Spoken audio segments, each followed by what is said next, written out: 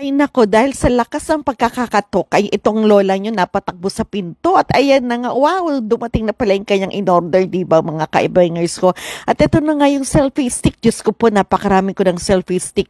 At dahil nakita ko nga ito na medyo mura na, kaya sabi ko, go, go, go. And then at the same time, kung ganon, abay, sira na kasi yung ginagamit kong selfie stick. Kaya naman po, ayan, pinag-compare ko pa, di ba, ipapakita ko nga sa inyo ano yung sira, di ba. Kumbaga yung pinagkakapitan ng cellphone ay natanggal na, kaya naman hindi ko na magagamit. Kaya ito, nakita ko, nag-i-scroll ako, abay, sobrang laki ng binaba ng presyo. Kaya naman po, sige lang, go, go, go. And then, hindi lang yan, di ba, mga ka-abengers ko. Yun nga lang, medyo mas maiksi siya, di ba? And then, pero naman affordable and handy. Imagine mo, kahit maliit ang bag ko, kasyang-kasya yan sa bag ko, di ba? Hindi lang yan.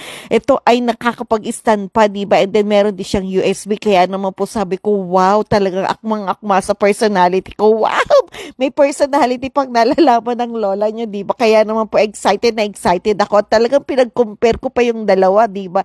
At ayan, nakita niyo naman ang ngiti ng lola niyo, di ba? Talagang sinubukan na niya agad ito, di ba? At ayan na nga, pinatayo pa. Aba, ayun, ayan, ganyan lang yung height niya. Pero sok na rin, di ba mga ka-bangers ko? Lalo na pagka ikaw ay nagsiselfie stick nga, di ba? Kaya ayan, sulit naman talaga. Kaya naman po,